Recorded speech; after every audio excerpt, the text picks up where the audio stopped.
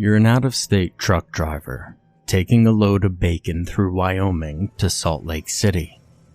Once the sun set, your trailer was finally released to you. You loaded up and headed out. That was hours ago. You'd been on the same highway for what seemed like an eternity.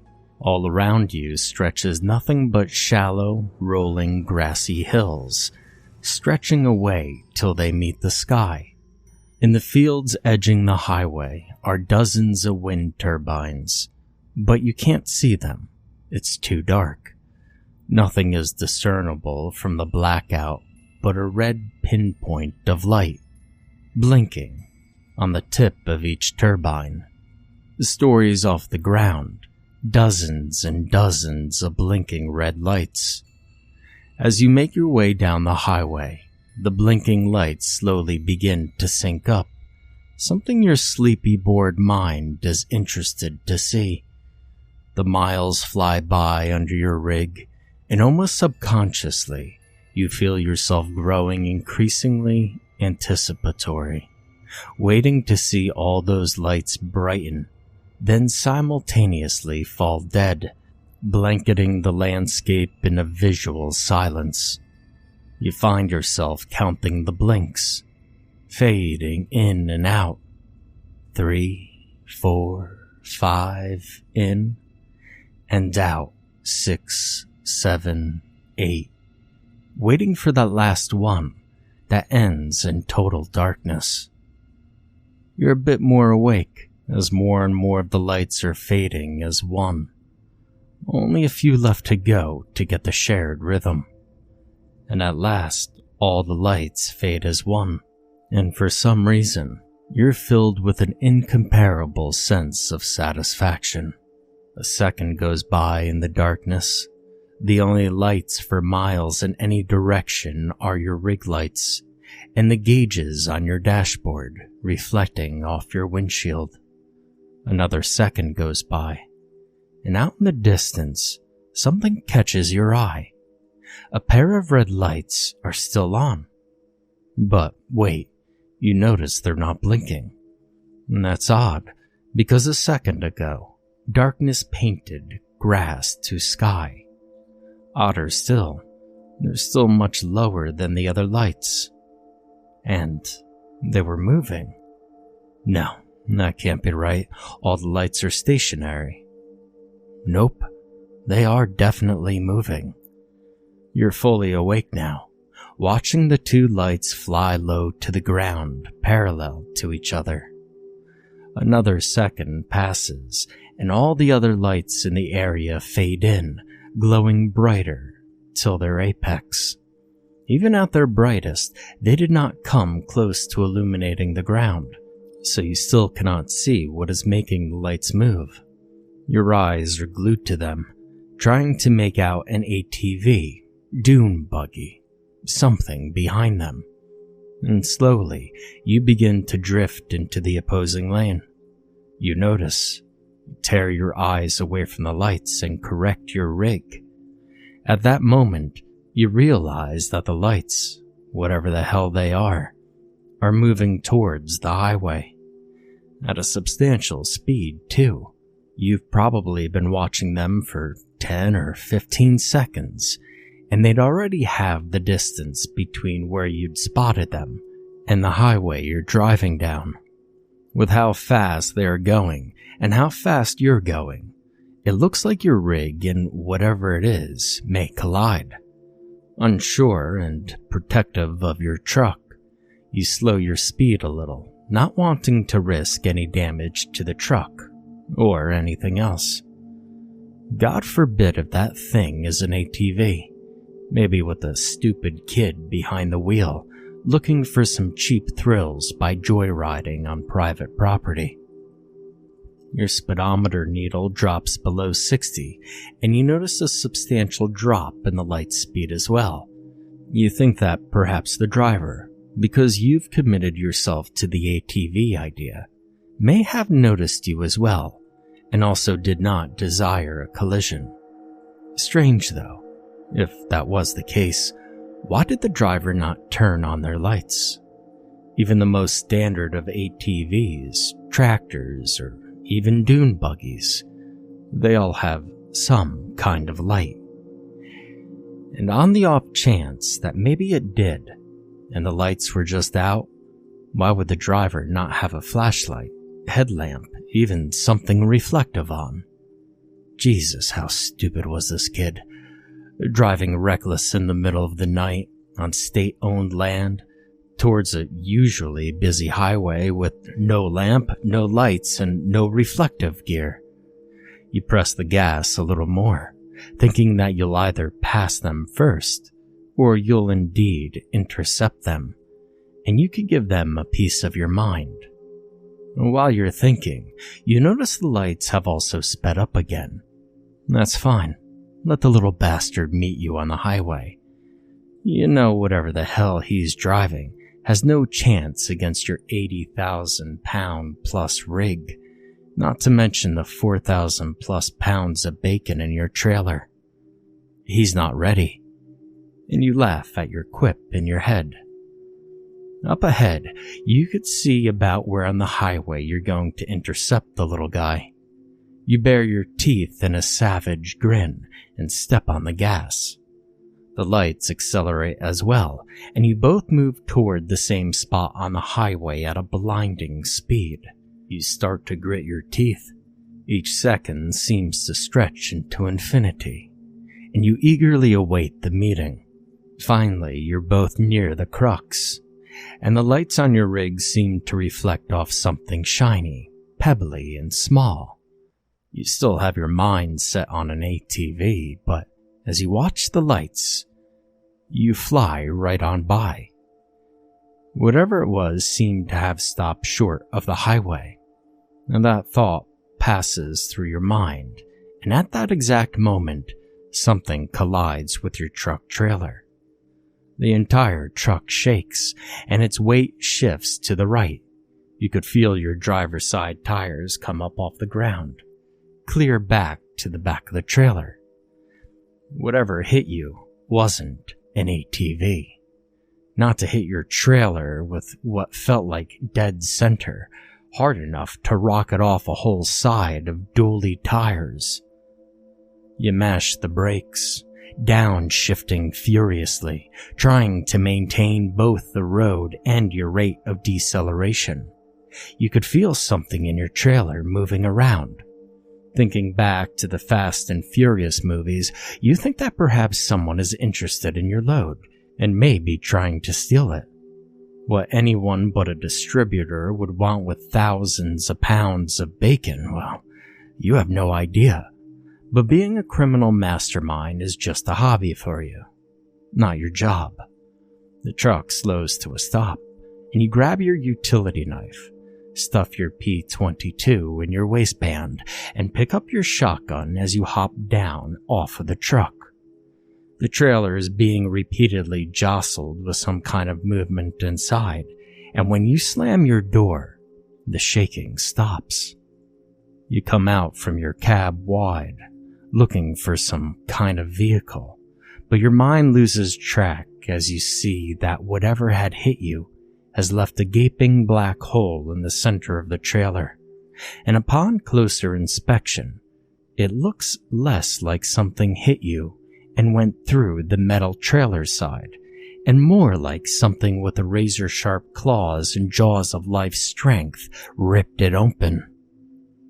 You can see the claw marks, gouging in the metal, and strips have been peeled out from the hole.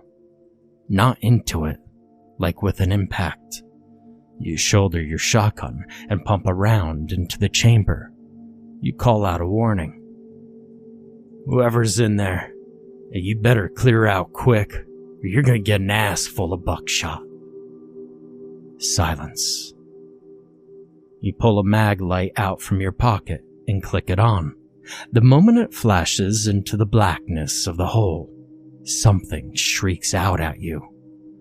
You stop, torn between doing your job and protecting the load, and saving your skin, getting back in your truck and hauling ass out of there. In your moment's hesitation, Something huge and black and scaly launches itself out of the opening in the trailer. It collides with you, knocking the breath from your lungs and your feet from the asphalt. Whatever it is, it's on top of you, teeth gnashing after your throat like a dog after a bone. Its momentary struggle with your jacket collar buys you the fraction of a second needed for its momentum to carry you both to the ground. Your back hits the asphalt. The impact causes you to squeeze the trigger. The shotgun fires an explosion of heat and light and noise that's only slightly muffled by the body on top of you. Something sticky and warm gushes over your chest and hands. The pressure on you is instantly relieved as the thing convulses over onto the roadside. You scramble to your feet, not about to let the thing get the drop on you again. You don't have to worry. The body at your feet has a hole in it to match the one in your trailer. And looking down at your hands and jacket, you see that you're covered in its blood, the remainder of which is gradually collecting in the grooves in the road. It's the fucking weirdest thing you'd ever seen. A humanoid body, but black and scaled from clawed feet to muzzled head. It looks just like a big-ass black lizard, complete with tail, but the claws on the ends of its digits were long and serrated. No wonder it could peel back the side of your trailer like a tuna can. After all, how strong was the damn thing?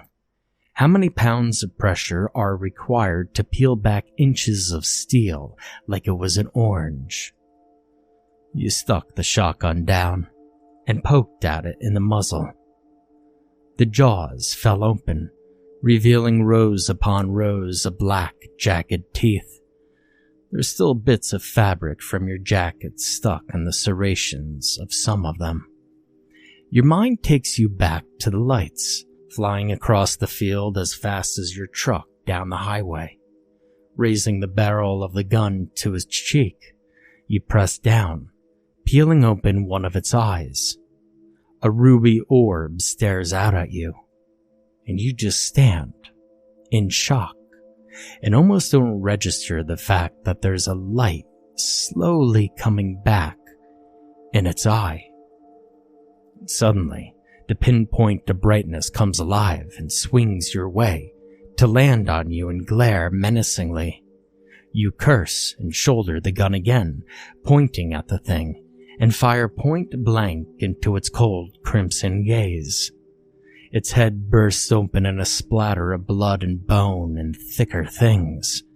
A lump of matter lands on your shoe, and you take a few hurried steps back. The body on the ground twitches and goes limp again. You stand, braced, gun at the ready, finger on the trigger, waiting, not about to let your guard down again. Minutes tick by, and there's no more movement. You take a deep breath, calming yourself, and head to the back to check out any interior damage to the trailer or your load. The doors swing open at your pull, and your mouth falls agape at the mess in the trailer. Faint moonlight streams through the hole in the side. There's a lit circle painted on the opposite wall, occasionally hued pink by the dimly flashing lights outside. It illuminates turned-over pallets, ripped open boxes, shredded plastic wrap, and the entire trailer reeks of raw meat. Scraps of bacon were strewn about, and you could tell by the massive dent in the product that you picked up that the creature had eaten quite a bit of it. Several pallets had enormous holes, just eaten into the sides of the boxes, through shrink wrap and industrial zip ties and layers of cardboard. Your nose wrinkles at the stench. A sigh heaves at your lungs. How are you going to explain this to safety? To the distributor you're delivering it to? Hell, what are you going to tell your boss? That the damn truck got hit by a fucking meteor? That a scaly reptilian beast chewed its way in? You close and lock up the back, shaking your head, and start towards your cab, turning over questions in your mind. So deep in thought that you were almost completely past the huge pool of blood trickling off the roadside before you notice the body is gone. Terror makes your blood run cold. Bringing the gun back up, you keep your finger on the trigger and put your back to the trailer. Your head whips back and forth, eyes scouring the darkness for any movement, ears straining for any sound. The blood on the road draws your attention, and you notice that there are drag marks pointing towards the field the creature came running from. Cautiously, you take a step towards the edge of the road. The night is too dark to see through, so you pull your mag light back up and shine it out from the road. Its bright LED beam does little to penetrate the inky landscape, and you could discern nothing. You turn back towards your truck and hear a scuttling in the dry grass. Bones crack in your neck in response to you whipping your body around and bringing the gun up again in one motion. The only thing that you could hear now is the blood roaring in your ears, backed by the thumping pressure of your heart. Wind blows past you. Whatever is out there, probably the thing, is upwind. The pounding in your ears begin to fade, and the moving air is bringing sounds of something's progress to your ears. Whatever it is, was, or whatever, is moving away at a pretty good clip. Eventually, the breeze reports no more movement. You consider tracking the creature, trying to find it as some form of proof. Then you try to figure out how hard it would be to bring it back, considering it was able to pick itself up and take the hell off with a hole in its chest, almost bisecting it, and its head a loose, pulpy mass of blood and other such things. The image of its brain splattered all over the blacktop, all over your boot. There's no way in hell you're gonna go find that thing. No fucking way. You head back to your truck, mag light in one hand, shotgun in the other, nerves frayed and raw and on edge. As you pull your door closed after you and pick up your phone to notify dispatch of the accident, you see, off in the distance, a minuscule pair of shining red lights, much too low to be turbine lights, and pretty far away.